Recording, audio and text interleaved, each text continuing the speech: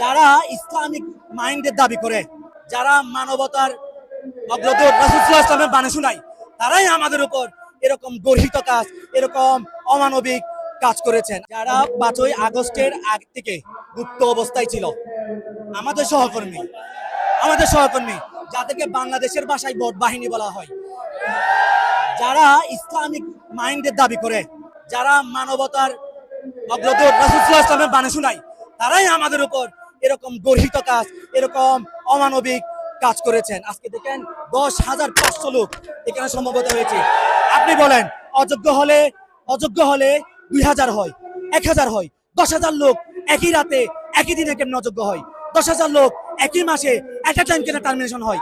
এটা আমি সারা বাংলাদেশের মানুষের কাছে আপনাদের মাধ্যমে প্রশ্ন রেখে গেলাম। তারা আমাদেরকে টার্মিনেশন করার পরে বিভিন্ন সার্কুলার দিয়েছে। এই সার্কুলার আইওয়াশ ছাড়া কিছুই নয়। এখানে একটি পরীক্ষা নিয়ে সার্কুলার দিয়ে আইওয়াশ করা হয়েছে।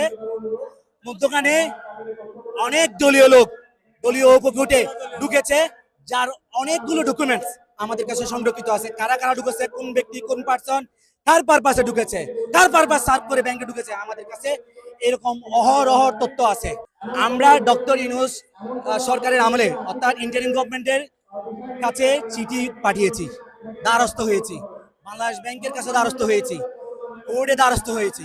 কোর্ট থেকে আমাদেরকে যে ডিসিশনটা দেওয়া হয়েছে, পার্মানেন্ট অফিসারদের কাছ থেকে কখনো নিয়োগ পরীক্ষা হয় না, আপনারা প্রমোশন পরীক্ষা নিতে পারেন। আমরা কোর্টের কথা মান্য করেই পরীক্ষাতে বসিনি, এবং এই পরীক্ষাতে না বসাই ছিল কোর্টের কথা মান্য করে আমাদের অপরাধ।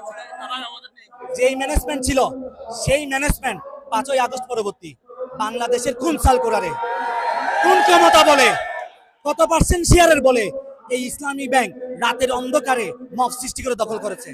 আমি জানতে চাই। এই ম্যানেজমেন্ট সম্পূর্ণ একটি অবৈধ ম্যানেজমেন্ট।